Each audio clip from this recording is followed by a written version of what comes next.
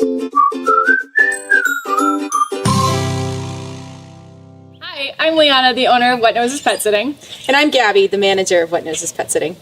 And today we are going to answer the question about how we screen our sitters, which of course is super important for everybody, us and for you. You want to make sure that all of our sitters are properly screened and cleared before they come and join our team. So we wanted to walk you through that process. So our first step is we have people fill out an online application, and we have questions that gauge people's animal experience. And this is, of course, one of the most important steps, making sure that we pick the right people. So after we get their applications, we read through them all and we do a phone screening just to make sure that we still want to proceed with them in their interviews.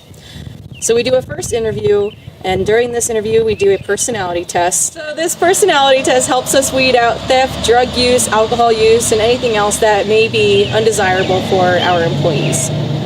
So after Gabby has screened them initially, then I get to do the second interview if we're still interested in them. During this interview, I gauge experience of the people, both with animals and in other professional service industries. And I really try to evaluate how dedicated they are to the position, because we do not want people coming and going after a short period of time. We really try to find sitters that are going to be with us for a year or more. So that's a really important step.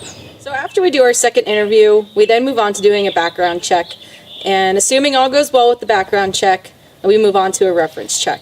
And with this reference check, we always try to check out animal references as well as past employers.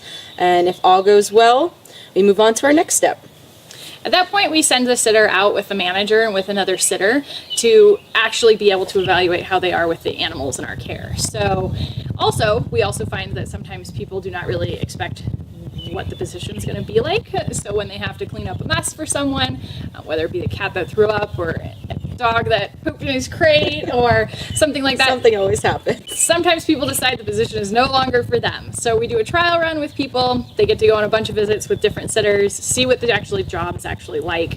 And then if they are wonderful, just like we expect, then we get to add them to our team and they get to start their training.